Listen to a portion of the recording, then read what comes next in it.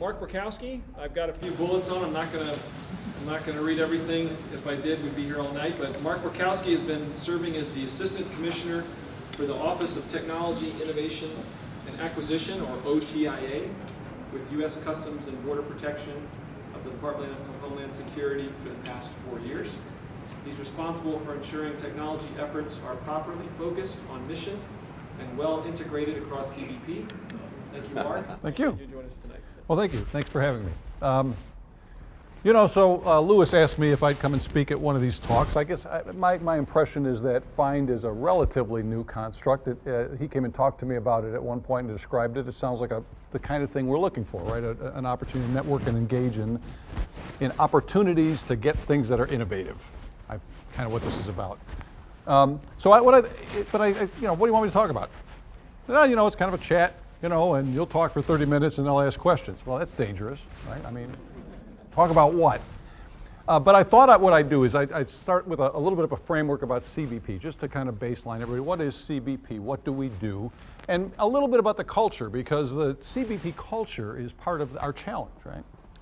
And then maybe a little bit on innovation, because I've spent a lot of time studying and thinking about innovation. And it's kind of neat because my title is the Assistant Commissioner of the Office of Technology, Innovation, and Acquisition, which by rights means I should know something about innovation, but frankly, we created the office before we had any understanding of what it meant. So we've been spending some time on what is innovation.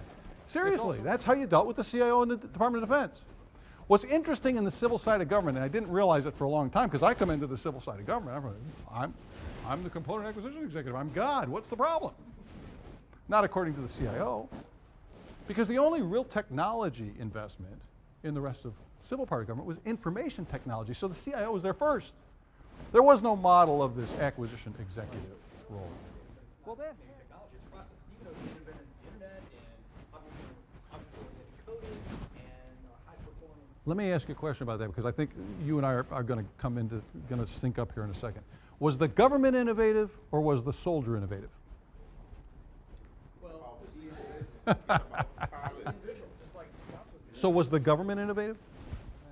We're in that lower left-hand box, which is okay.